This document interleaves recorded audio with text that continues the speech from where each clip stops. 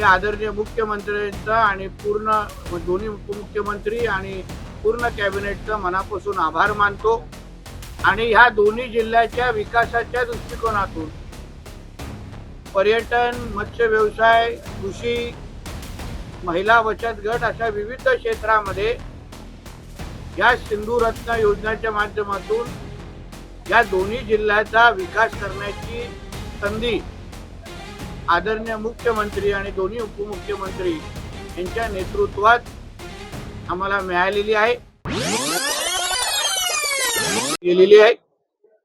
सिंधुदुर्ग आणि रत्नागिरीसाठी ही योजना असेल आणि ह्या दोन्ही जिल्ह्याच्या विकासाच्या दृष्टिकोनातून पर्यटन, मत्स्य व्यवसाय, कृषी, महिला बचत गट अशा विविध क्षेत्रामध्ये या सिंधू रत्न योजनेच्या माध्यमातून या दोन्ही जिल्ह्याचा विकास करण्याची संधी आदरणीय मुख्यमंत्री आणि दोन्ही उपमुख्यमंत्री यांच्या नेतृत्वात आम्हाला मिळालेली आहे.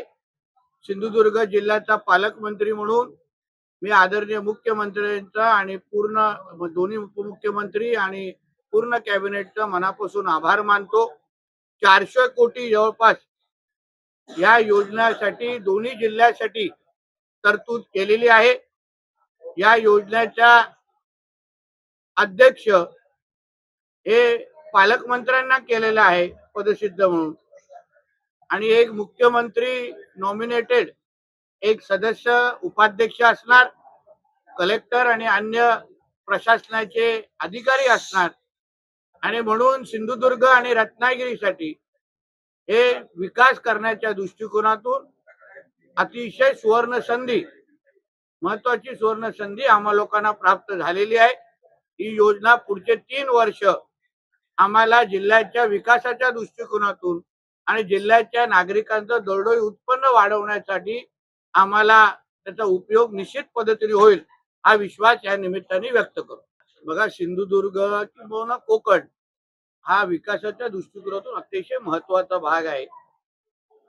राज्याला पुढे घेऊन जायचं असेल, आर्थिक सक्षम करायचं असेल तर कोकणावर अगर जास्त भर दिला तर निश्चित पद्धतीने राज्याच्या विकासाला हातभार लागेल अशी भावना आमच्या राज्याच्या प्रमुखांची आहे आणि ते फक्त शब्दापलीकडे जाऊन कृतीतून दाखवण्याचं काम आमचे आदरणीय मुख्यमंत्री साहेब करतायत. याबद्दल आम्ही त्यांचे मनापासून आभार मानतो.